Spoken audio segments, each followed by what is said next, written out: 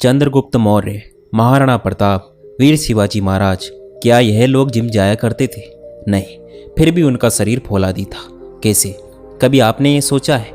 ये तो आपको मानना ही पड़ेगा कि पहले जमाने में लोग बहुत ही ज़्यादा ताकतवर होते थे। महाराणा प्रताप का बाला 81 किलो का था। उनकी छाती का कवच 72 किलो का था। उनके बाला, कवच, ढाल, साथ में 2 तलवारों का वजन मिलाकर 208 किलो था। लेकिन सवाल ये उठता है कि उस समय के लोग इतने ज़्यादा ताकतवर कैसे होते थे? ये बात भी सच है कि वे लोग जिंदा रहने के लिए खाना खाते थे और आज हम सिर्फ जीभ के स्वाद के लिए खाना खाते हैं। आज की बोध कहानी जो मैं आपको सुनाने वाला हूँ उसे आपको अपनी ज़िंदगी में उतारनी होगी, तभी कहानी सुनने का मकसद आपका पूरा हो सकेगा। क्योंकि इस कहानी में कुछ ऐसी बातें हैं, कुछ ऐसे रहस्य हैं जो आपको हमेशा स्वस्थ बनाए रखेंगे। क्योंकि पहला सुख निरोगी काया, दुनिया का सबसे बड़ा धन हमारा स्वास्थ्य है। पुराने समय की बात है, एक राज्य का राजा बहुत ही ज़्यादा ताकतवर था। वह राजा इतना ताकतवर था कि आसपास के 50 से भी ज़्यादा राज्य उस राज्य पर हमला करने से पहले 100 बार सोचते थे। वहाँ के राजा और वहाँ की सेना बहुत ही ज़्यादा ताकतवर थी। राजा अपनी प्रजा के लिए काम करता, प्रजा के लिए जो सबसे फायदेमंद चीज़ होती उसी चीज़ का फैसला लेता। लेकिन जब राजा अपने घर की तरफ देखता तो उसे बहुत ही चिंता होती। उस राजा के 2 पुत्र थे। बड़ा वाला पुत्र बहुत ही ज़्यादा ताकतवर था। वह हर चीज़ का हुनर सीख चुका था। तलवारबाजी हो या भाले से खेलना हो या फिर आग से खेलना हो, वह हर तरह की चालबाजी से संपूर्ण था। उसे जो चीज़ भी सिखाई जाती वह बहुत ही जल्दी सीख जाता। सब राज्य के लोग यही कहते थे कि यही राजा का उत्तराधिकारी बनेगा। एक छोटा पुत्र था जो बहुत ही ज़्यादा कमज़ोर था। वह कुछ भी नहीं सीख पाया था, ना तलवारबाजी, ना युद्ध की रणनीतियाँ। वह हमेशा आलस्य में पड़ा रहता। राजा को यह बात बहुत ही तकलीफ देती। राजा चाहता था कि दोनों बच्चों को बराबर का राज्य मिले, क्योंकि दोनों ही मेरे खून हैं। राजा को पता था कि यह बच्चा कमज़ोर है, ये इसकी गलती नहीं है, लेकिन इसे कुछ बातों का ध्यान रखना होगा, तभी यह दूसरों जैसा पराक्रमी बन पाएगा। इसी बात को ध्यान में रखते हुए एक बार राजा अपने छोटे पुत्र को एक आश्रम में ले गए। उसी आश्रम में ले गए जहाँ पर उसी राजा ने अपनी शिक्षा ग्रहण की थी। उसी गुरु के पास अपने पुत्र को ले गया और गुरु से कहने लगा, गुरुदेव, मैं चाहता हूँ कि मेरा बच्चा आपसे शिक्षा ग्रहण करे। ये कभी भी कुछ भी सीखना नहीं चाहता। मेरा दूसरा बड़ा बेटा बड़ा ही पराक्रमी है, वह राज्य को आज भी संभाल सकता है और ये हमेशा मेरी चिंता का विषय बना है। मैं क्या करूं? इसको भी आप दूसरे पुत्र की तरह बड़ा बना दो। मैं चाहता हूं कि दोनों पुत्रों को बराबर का अधिकार मिले। मैं किसी के साथ भेदभाव नहीं करना चाहता। ये बात सुनकर वह गुरुदेव कहते हैं, मैं जानता हूं राजन, इस पुत्र को क्या तकलीफ है। तुम कुछ दिनों के लिए इसको यहीं पर छोड़कर चले जाओ। मैं तुम्हें आश्वासन देता हूं कि जब तुम वापस आओगे तो तुम्हें ये पुत्र नहीं दिखेगा, इसकी जगह कोई और दिखेगा जिस पर तुम शायद ही विश्वास कर पाओगे। क्योंकि गुरुदेव बड़े ही आत्मज्ञानी थे। वह उस पुत्र को देखकर समझ गए थे कि इस बच्चे को क्या तकलीफ है और इसे कैसे पराक्रमी बनाया जा सकता है, क्योंकि वह आखिर एक राजा का खून था। बस उसे इस बात का एहसास करवाना था। राजा वहां पर अपने बच्चे को छोड़कर चला जाता है। उसके बाद वह बच्चा शिष्य की तरह उसी आश्रम में रहने लगा।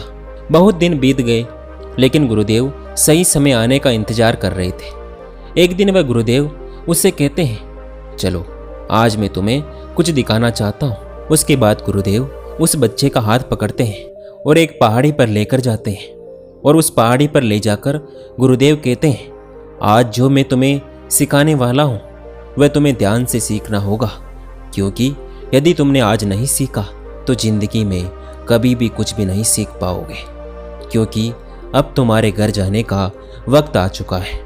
मैं तुम्हें ये एहसास करवाना चाहता हूँ कि तुम इस धरती पर क्यों आए हो। उसके बाद गुरुदेव कहते हैं, चलो ऊपर ध्यान दो। ऊपर एक चील दिखाई देती है जिसने पंजे में अपना बच्चा पकड़ा हुआ था। वह ऊपर आकाश में जाती है, इतनी ऊंची जाती है कि बादलों को चीर कर ऊपर चली जाती है और वहां पर जाकर अपने बच्चे को छोड़ देती है। गुरु और शिष्य उस चील को ध्यानपूर्वक देख रहे थे। वह चील अपने बच्चे को छोड़ देती है। उसका बच्चा पत्थर की भांति नीचे जमीन पर आने लगता है। जब वह नीचे आने लगा तो वह अपने पंखों को फरफराने लगता है, लेकिन उसके पंख नहीं खुलते। वह गोल पत्थर की तरह नीचे गिरने लगता है। जैसे ही वह नीचे गिरने वाला होता है, ऊपर से एक पंजा आता है और उसे पकड़ लेता है, और वह पंजा उसकी माँ का होता है। उसके बाद वह माँ फिर से उसको ऊपर लेकर जाती है, फिर उसको आकाश में ले जाती है और वहीं से छोड़ देती है। चील ऐसा कर रही थी। तभी गुरुदेव उस शिष्य का हाथ पकड़ते हैं और एक पेड़ के पास लेकर जाते हैं। उस पेड़ के पास और चील का घोंसला था। उस घोंसले को उस शिष्य को दिखाते हैं। गुरुदेव कहते हैं, इस घोंसले को ध्यान से देखो, इसी में वह चील का बच्चा रहता है। और इस पेड़ को ध्यान से देखो, इस पेड़ पर कितने फूल हैं, लेकिन फिर भी इस घोंसले में एक भी फूल नहीं है। वह चील अपने बच्चों को इन कोमल फूलों के अंदर रख सकती है, लेकिन वह जानती है ये फूलों में रहकर केवल पक्षी बनेगा, लेकिन जब ये कांटों वाले घोंसले में रहेगा तभी एक चील बन पाएगा। और तुम भी एक राजा के बेटे हो, इसलिए तुम्हें इस तरीके से फूलों में नहीं रखा जा सकता। तुम्हें भी कांटों में रहकर अपने आप को मजबूत बनाना होगा। वह चील आज यही कर रही है। वह चील अपने बच्चे को उड़ाना सिखा रही है। वह बार बार जाकर अपने बच्चे को नीचे पटक रही है ताकि वह उड़ना सीख सके।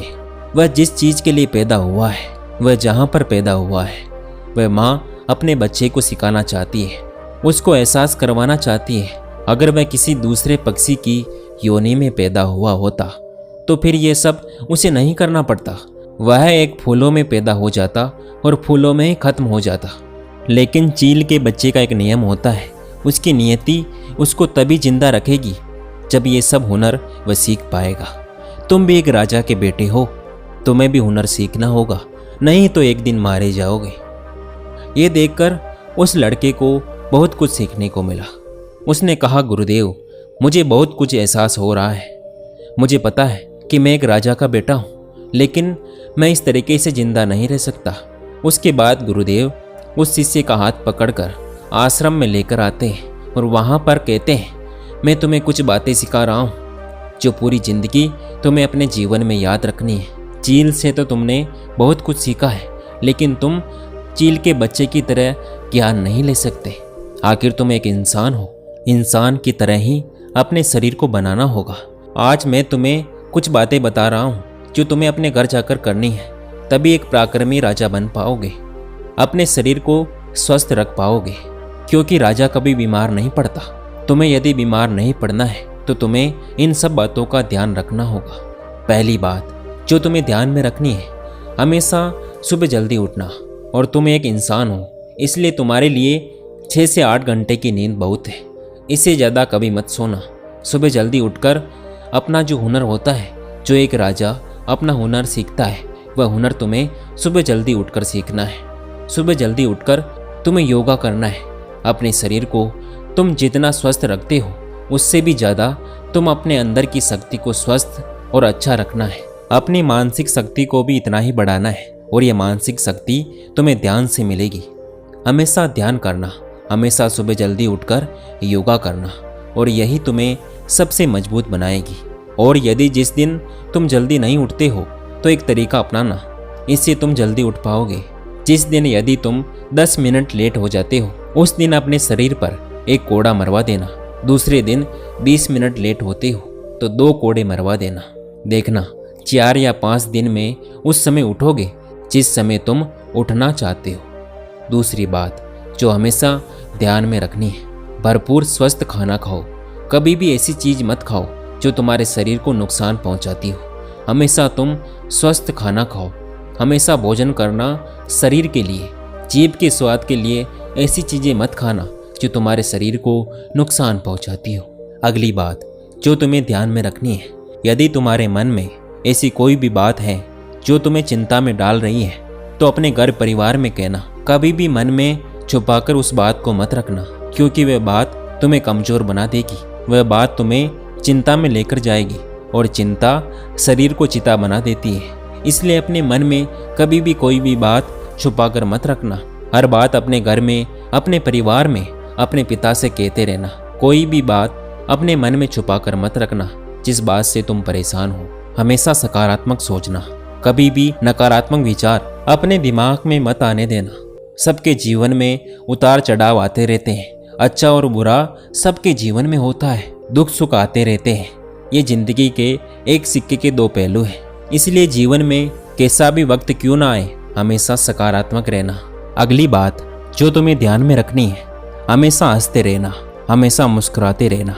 यदि तुम्हारे मन में किसी भी बात की चिंता है तो वह बात की चिंता तुम्हारे चेहरे पर नहीं दिखनी चाहिए, क्योंकि तुम एक राजा हो और एक राजा हमेशा मुस्कुराते होना चाहिए, तभी प्रजा मुस्कुराती है। इसीलिए तुम भी प्रजा के बीच रहो या फिर अपने घर के बीच, हमेशा मुस्कुराते रहना, क्योंकि जितना मुस्कुराओगे तुम्हारे शरीर में सकारात्मकता आएगी और इससे तुम्हारा शरीर और ज़्यादा मजबूत बनेगा। और अंतिम बात जो तुम्हें ध्यान में रखनी है वह यह है कि हमेशा दान पुण्य करते रहना। कभी भी दान पुण्य से पीछे मत हटना। तुमने सुना होगा पिछले राजा महाराजा ऐसे होते थे कि दान पुण्य में अपना राजपाट दान करते थे, क्योंकि वे जानते थे कि दान पुण्य में ही सबसे बड़ा खुशी का मौका है। क्योंकि तुम दान पुण्य करते हो कि जरूरी नहीं है कि पैसों से किया जाए, किसी की मदद करके भी दान पुण्य कर सकते हैं। इसीलिए कभी भी दान पुण्य में कभी भी पीछे मत हटना, क्योंकि जब हम दान पुण्य करते हैं तो हमारे मन में एक खुशी आती है और वह खुशी हमारे शरीर को मजबूत बनाती है। वही खुशी हमें स्वस्थ रखती है। इसलिए कभी भी दान पुण्य से पीछे मत हटना, हमेशा दान पुण्य करते रहना, क्योंकि जितना तुम दान पुण्य करोगे तुम्हारी संपत्ति घटेगी नहीं बल्कि और बढ़ेगी। उसके बाद राजा का लड़का गुरु के चरणों को पकड़कर कहता है, गुरुदेव आपने जो मुझे शिक्षा दी है मैं उसे जिंदगी भर याद रखूंगा।